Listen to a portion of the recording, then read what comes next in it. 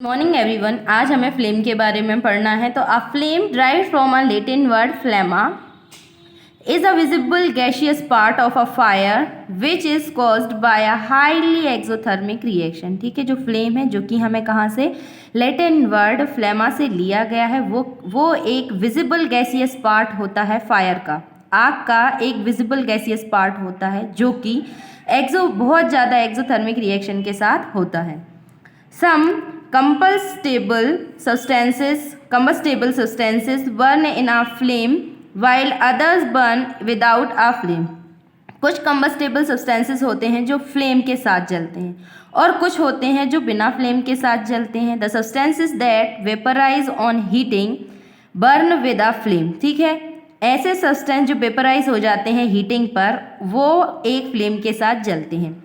For example, in a kerosene lamp, the kerosene rises up with a wick and vaporous before burning with flames। ठीक है, जो kerosene lamp देखा होगा आपने, उसमें जो केरोसिन होता है वो आता है किसके साथ, एकदम वेपर्स के साथ, और धुएं के टाइप में वो आता है और वो उसके बाद क्या हो जाता है, उसमें फ्लेम आने लगती है। On the other hand charcoal और coal do not vaporise, therefore they burn with low or not with a flame। ठीक है, जबकि जो चारकोल होता है या फिर जो कोयला होता है वो वेपराइज नहीं होता है, इसीलिए वो या तो बहुत ग्लो के साथ बर्न होता है या फिर बिना फ्लेम के साथ बर्न होता है।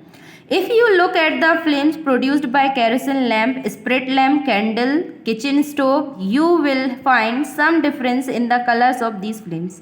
अगर आप लोगों ने कभी भी केरोसिन लैम्प की, स्प्रिट लैम्प की, कैंडल की, किचन स्टोव की जो फ्लेम्स है उनको देखा होगा तो आपने देखा होगा कि इनकी जो फ्लेम्स होती हैं उनका जो कलर होता है वो अलग अलग होता है।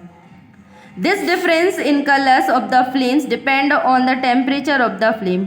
ये जो कलर रहता है फ्लेम्स का वो डिपेंड करता है कि जो टेम्परेचर होगा फ्लेम का वो क्या होगा, and the nature of the substance burning, और जो सब्सटेंस जल रहा है उसके नेचर पे डिपेंड करता है।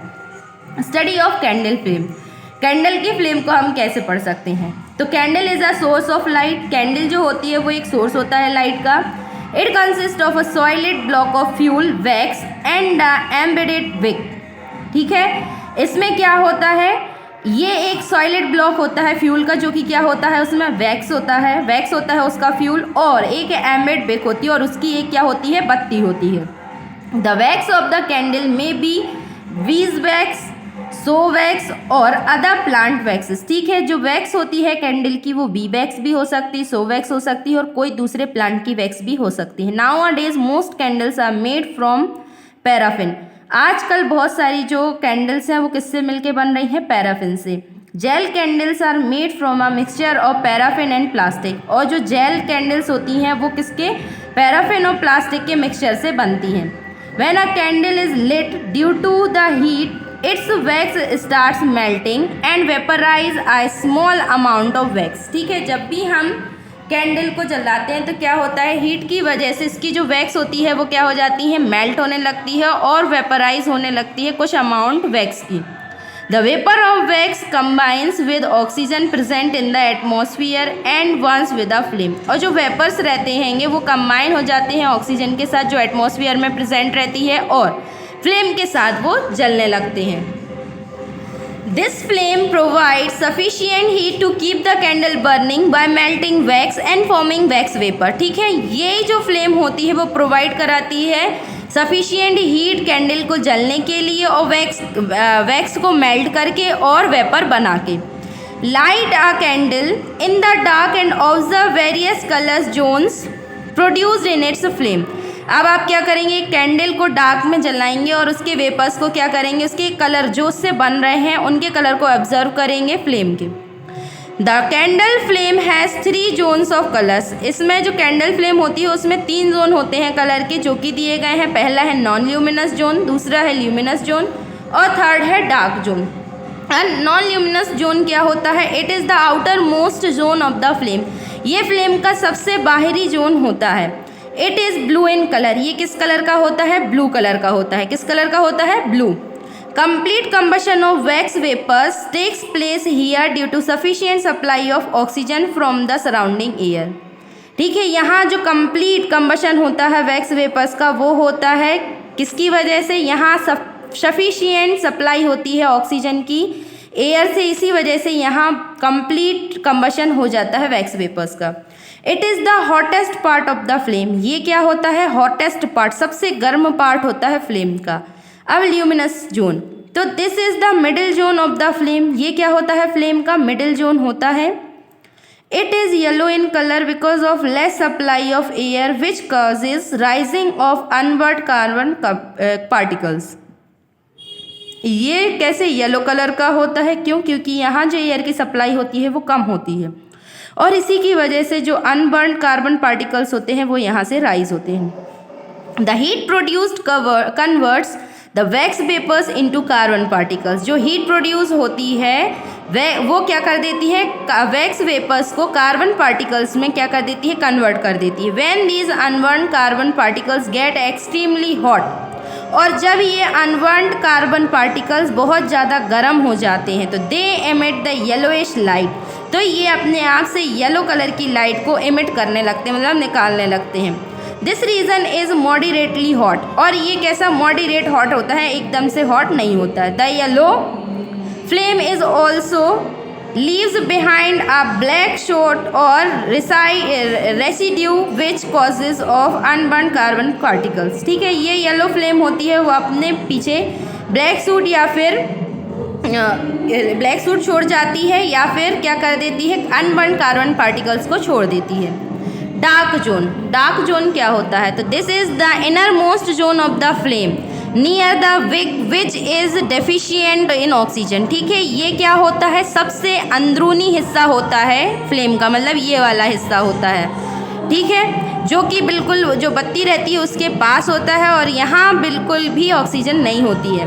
Therefore no combustion takes place in this zone, इसी वजह से इस जोन में कोई भी कंबशन नहीं होता है। This zone consist of unburned wax vapours, और इसमें बिना जले हुए वैक्स वेपर पाए जाते हैं। It appears dark black and is the least hot reason of the flame, ये कैसे डार्क कलर का दिखता है और ये हमें फ्लेम, यहाँ कोई भी फ्लेम नहीं होती है, ठीक, और सबसे कम गर्म होता है ये हिस्सा फ्लेम का।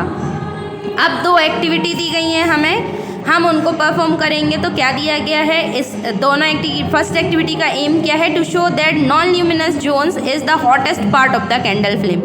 हमें ये बताना है कि जो नॉन ल्यूमिनस जोन होता है किसी भी कैंडल का, वो सबसे गर्म हिस्सा होता है कैंडल फ्लेम का। जिसके लिए हमें एक कैंडल चाहिए है, एक लंबा कॉपर वायर चाहिए और एक मैच बॉक्स चाहिए है। अब इसकी प्रोसीजर क्या रहेगी, light the candle and let its flame stabilise. ठीक है, हमें एक कैंडल को जलाना है और उसकी फ्लेम को स्टेबल होने देना है। Hold the thin copper wire over the luminous zone of the flame candle. ठीक है, अब हम क्या करेंगे, जो थिन वायर है उसको हम क्या कर देंगे, होल्ड करके रखेंगे जो ल्यूमिनस जोन है कैंडल फ्लेम का उसमें। Now hold it over the non luminous zone of the candle flame. अब इसके बाद हम इसको क्या करेंगे, नॉन ल्यूमिनस जोन में जाने देंगे फ्लेम के। रिकॉर्ड योर ऑब्जर्वेशन, और इसके बाद हम अपने ऑब्जर्वेशन को क्या कर लेंगे, रिकॉर्ड कर लेंगे। अब ऑब्जर्वेशन क्या आएगा हमारा, the wire becomes black in luminous zone, जो वायर है वो ब्लैक हो जाएगा ल्यूमिनस जोन में फ्लेम के। And gets red hot in the non luminous zone of the flame, और जो नॉन ल्यूमिनस जोन है फ्लेम का उसमें वो कैसा हो जाएगा, रेड हॉट। कंक्लूजन क्या मिलता है इसका, तो it shows that the non luminous zone is the hottest part of the candle flame. ठीक है, तो हम कह सकते हैं कि जो नॉन ल्यूमिनस जोन होता है वो सबसे गर्म हिस्सा होता है कैंडल फ्लेम का। अब नेक्स्ट एक्टिविटी क्या आती है हमारी कि इसका एम क्या है, to show that luminous zone of the candle contains unburned carbon particles. हमें ये बताना है कि जो ल्यूमिनस जोन होता है कैंडल का उसमें अनबर्न्ड कार्बन पार्टिकल्स पाए जाते हैं। तो इसके लिए हमें मटेरियल क्या क्या चाहिए पड़ेगा, एक कैंडल, एक क्लीन ग्लास लाइट चाहिए पड़ेगी और इसके साथ साथ एक मैच बॉक्स चाहिए पड़ेगा। प्रोसीजर क्या रहेगी, fix the candle at the table and light it. हमें कैंडल को टेबल पे फिक्स करना है और उसको जलाना है।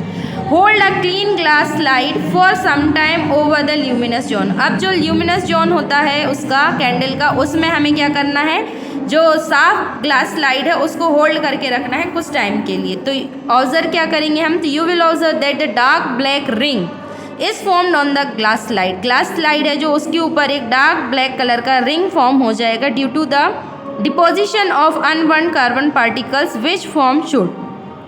ठीक है, जो कि किसकी वजह से होगा, बिना जले हुए कार्बन पार्टिकल्स का की वजह से, जो कि शूट बना लेते हैं।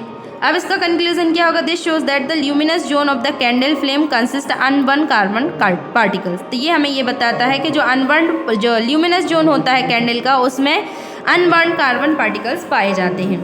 अब नेक्स्ट एक्टिविटी आती है, इसमें क्या देखना है हमें, to show that wax vapours are present in the dark zone of the candle flame. हमें ये देखना है कि जो वैक्स वेपर हैं वो पाए जाते हैं डार्क जोन में कैंडल के या नहीं पाए जाते हैं। तो इसके लिए भी हमें एक कैंडल, एक मैच बॉक्स और एक ग्लास ट्यूब चाहिए है।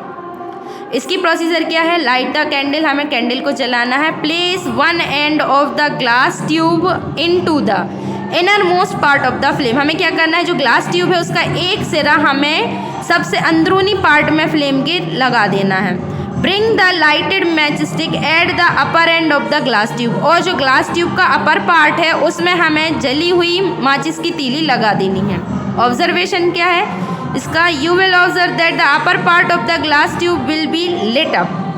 ठीक है, ये क्या देखोगे आप कि जो अपर पार्ट है ग्लास ट्यूब का वो जलने लगेगा। This is because the wax vapour present in the inner zone. ये किसकी वजह से होगा, क्योंकि जो वैक्स वेपर्स हैं वो उसके इनर जोन में मौजूद रहेंगे, वो flows up the glass tube, वो ग्लास ट्यूब में फ्लो करने लगेंगे and serves as a fuel for the second flame. वो क्या करेंगे, दूसरी फ्लेम के लिए फ्यूल का काम करेंगे। तो इसका कंक्लूजन क्या आता है, this shows that the dark zone of the candle flame consist wax vapour. ये हमें ये बताता है कि जो कैंडल है उसका जो डार्क जोन है उसमें वैक्स वेपर मौजूद रहते हैं। ठीक है, यहाँ हमारा जो चैप्टर नंबर 5 है वो कंप्लीट होता है बेटा। इसमें आप लोगों को कोई भी डाउट हो तो वो पूछ लेना, और इसकी जो एक्सरसाइज है और क्वेश्चन आंसर है वो हम नेक्स्ट क्लास में देखेंगे। ठीक है, thank you and have a nice day all of you.